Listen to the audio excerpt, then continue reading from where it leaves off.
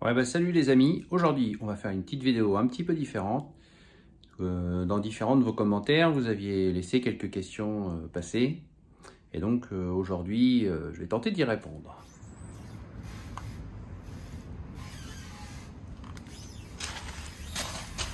Bon, tout d'abord, je vais vous présenter mon exploitation.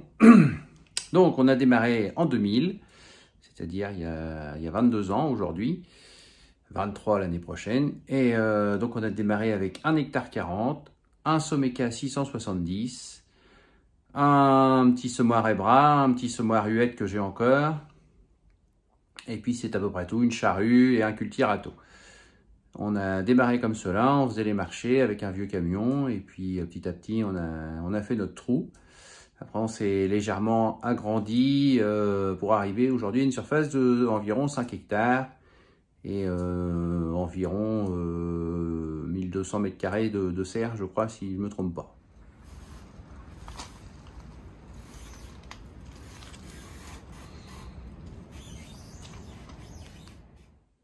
Alors l'évolution a été assez longue quand même, sur 22 ans.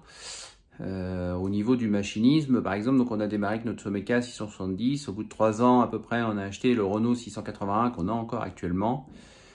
Et puis, comme on a cherché à s'agrandir, le foncier n'était pas au pied de chez nous. On a été assez loin, 8-10 km parfois.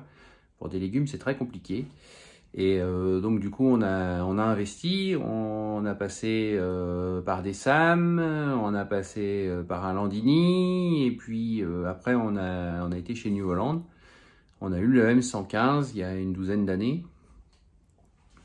Et puis ensuite, on a acheté un deuxième M100 avec une fourche et puis un TSA qui nous a lâché. Enfin, le M100 nous a lâché la boîte de vitesse, le TSA nous a lâché le moteur. On a vraiment pas eu de chance, on a cramé du pognon là-dedans. Impossible.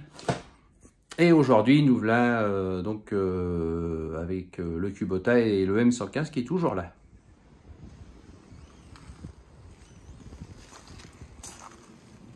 Donc la grande ligne qui a été quand même durant ces 22 dernières années, ça a été d'optimiser les choses. Donc j'ai toujours cherché à installer le plus de choses sur le même tracteur. C'est pour ça que le Cultirato, comme on a vu dans certaines vidéos, a toujours un relevage arrière. En plus, un porte-à-court en fait pour y associer une dérouleuse, un semoir et tout ça. On avait également un distributeur d'engrais localisé à l'avant. Et une cuve avant aussi pour le pulver. Enfin, on a toujours cherché à optimiser les choses, à faire un seul voyage et à emmener plein d'outils.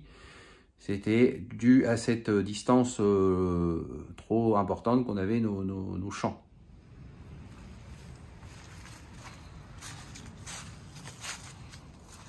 Donc il y a 3 ans maintenant, nous avons permis on nous a permis de nous agrandir. Il y a eu du foncier qui était avant au pied de chez nous, enfin pas très loin.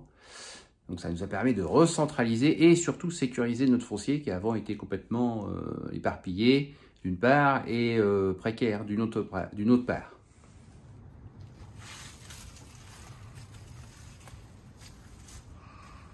Au niveau des serres, on a commencé avec une 8 mètres par 30, 240 mètres carrés qu'on a eu pendant 3-4 ans. Après, on l'a conservé évidemment et on a construit une 930 par 30 et ainsi de suite. Une 45 mètres par 9 et une 6 mètres 50 par 70. Et l'année dernière, le tunnel à fraises.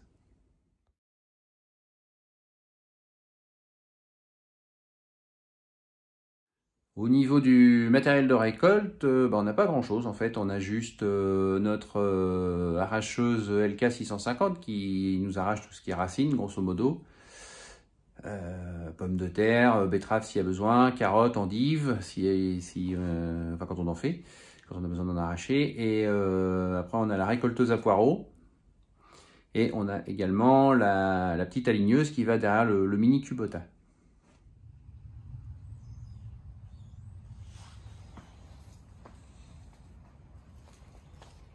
Alors, concernant le matériel, comme j'ai dit tout à l'heure, le maître mot, c'était l'optimisation, toujours faire plus avec... c'est pour ça qu'on a des tracteurs, d'ailleurs, qui sont aussi gros, en fait. Parce que quand on a un cultirato et un semoir derrière, avec un 70 chevaux, ça le fait pas. C'est pour ça qu'on avait des tracteurs de 200 chevaux, des 6 cylindres. Le Cubotin en 4 cylindres, mais il fait le boulot. C'était pas par goût de luxe ou quoi que ce soit, mais c'était dans cette optique-là d'optimiser, d'emmener plusieurs outils. Valait mieux avoir un gros tracteur qui prend une place dans la cour, une assurance, un crédit, plutôt que d'en avoir 4 petits vieux qui font le boulot, mais qu'il faut être 4 pour les emmener, etc. etc.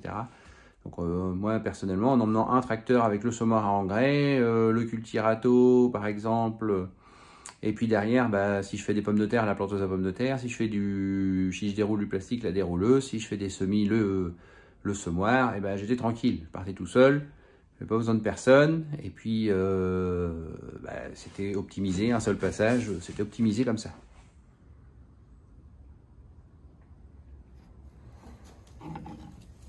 Concernant la commercialisation, on a toujours fait les marchés, ça c'était la base, on a démarré comme ça, on a toujours fait les marchés, je pense pas qu'on changera un jour. Ensuite, on s'est un petit peu diversifié, c'est ce qui nous a mis un petit peu le coup de pied au cul en parlant entre guillemets quoi. On a démarré une AMAP il y a maintenant 15 ans, 16 ans quasiment. Bon, on l'a fait pendant 10 ans, on a arrêté il y a 5 ans. Mais on a démarré une AMAP qu'on a fait pendant 10 ans et ça nous a permis de nous développer bien comme il faut. C'est là où on a recherché des terres et tout et tout. Et donc la MAP, c'était le truc fabuleux, c'est toujours d'ailleurs, je pense, un truc fabuleux. On a démarré par ça, c'est ce qui nous a boosté. Et ensuite, on a fait un magasin de producteurs. Bon, alors là, c'était plus mitigé. Travailler avec d'autres, avoir un commercial dans le magasin, etc., etc. C'était plus compliqué pour nous. Bon, voilà, ça reste un choix personnel. Et puis maintenant, on a fait le petit magasin à la maison. Donc on a toujours fait les marchés, on s'est toujours essayé de se diversifier à droite à gauche sur ce qu'on pouvait faire, quoi, sans trop non plus s'éparpiller, parce que 1000 boulots, 1000 misères.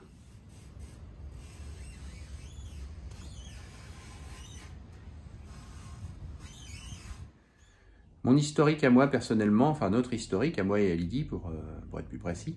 Donc moi, mes parents ont été maraîchers. Donc on m'a dit, c'était pas du tout ça me plaisait pas du tout en fait. Enfin, quand on est jeune, maraîcher c'est quand même raide. Donc on m'a dit tu vas aller à l'école d'agriculture et à l'école de maraîchage parce que bon à l'école faut l'avouer j'étais pas le meilleur de la classe, enfin, au collège tout ça. Et on m'a dit tu vas aller à l'école d'agriculture et d'horticulture. Donc je me suis retrouvé là-bas, parachuté, salut. Donc j'ai eu mon bac là-bas. J'ai fait un BEP et un bac, c'était en 4 ans. Après, j'en ai eu marre, j'ai arrêté. Et ensuite, j'ai travaillé dans les espaces verts, j'ai conduit des tracteurs, des moissonneuses, tout ce qu'on peut trouver dans une ferme, en fait. Donc, j'ai traité des vaches aussi pendant 18 mois. Enfin, tout ça, j'adorais faire ça.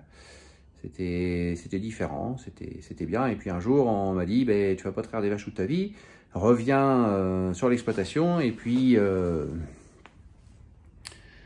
tu vas t'installer. Donc je me suis installé, l'entente était pas cordiale, on s'est retrouvé tout seul.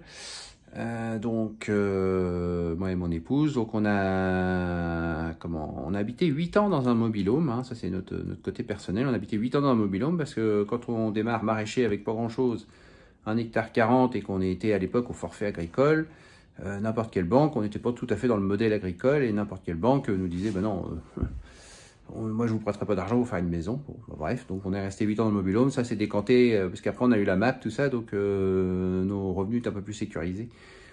Du coup ça s'est énormément développé de ce côté-là et on est ce qu'on est aujourd'hui. Donc concernant mon épouse Lydie, elle a un BEP comptabilité et puis c'est tout, le restant elle a appris sur le tas et j'ai la chance de l'avoir parce qu'elle est très très courageuse et j'ai même du mal à la suivre parfois, hein, faut l'avouer.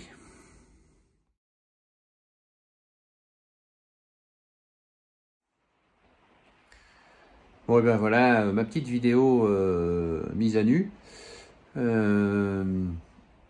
Que si je dois faire aujourd'hui le bilan de ces 22 ans, c'était pas forcément moins facile il y a 22 ans. Aujourd'hui, avec la hausse de tout autour de nous, hein, que ce soit des matières premières ou que ce soit même de l'alimentaire, hein, quand on va faire nos courses, tout est compliqué, enfin, c'est pas évident. Les normes qu'on nous met dans les pâtes, les interdictions de ci, les interdictions de ça, plus les aléas climatiques, on a l'impression, enfin c'est pas une impression, les aléas climatiques qui se greffent là-dessus et qui augmentent. C'est pas gagné, hein. Le métier de maraîcher est quand même compliqué. De plus, on est très concurrencé même au détail. Nous, on vend que au détail, hein, comme on l'a dit. Donc, on est très concurrencé par la politique actuelle qu'il y a dans notre région. Alors, je ne sais pas si c'est dans toute la France ou si c'est que dans notre région, mais les pouvoirs publics ont pour objectif, il paraît qu'il y a une pénurie de maraîchers. Et donc, ils en installent dans tous les coins qu'ils peuvent, qu'ils trouvent. Donc, tout ça, ça nous fait de la concurrence déloyale parce que ce sont des gens qui produisent des légumes, mais ils arrivent sans rien. On leur met tout dans les pattes, des serres, du terrain, du foncier, des bâtiments, etc. etc. Et puis, après, ils viennent vendre des légumes à côté de nous. Donc, ils n'ont pas du tout démarré comme moi, ni comme d'autres, comme beaucoup d'autres. Et donc, tout ça, ça nous met quand même une concurrence, je trouve, déloyale.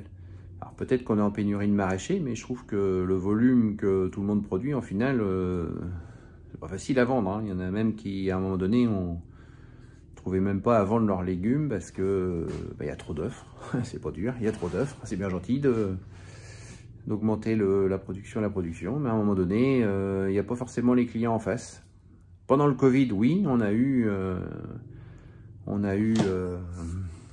une augmentation de la vente, mais là c'est fini, hein, les voisins et compagnie qui venaient nous voir parce que pour venir chercher des légumes, on les voit pas forcément, hein. Bon, on leur en veut pas, ils font ce qu'ils veulent, hein, c'est leur choix, mais n'empêche qu'aujourd'hui ça peut être compliqué. Enfin voilà, je fermerai cette petite parenthèse en vous souhaitant une bonne fête de fin d'année. Et puis merci à tous ceux qui se sont abonnés récemment, et aux autres d'ailleurs, à tout le monde, parce que je voulais passer les 3000 abonnés pour la fin d'année et c'est fait. Donc je suis super content, et je suis super content de vous aussi, de vous être abonné, de me suivre et tout, parce que ça m'aide à continuer ma chaîne. Et donc je vous dis à très bientôt, à l'année prochaine, 2023. Portez-vous bien, prenez soin de vous. Et à bientôt.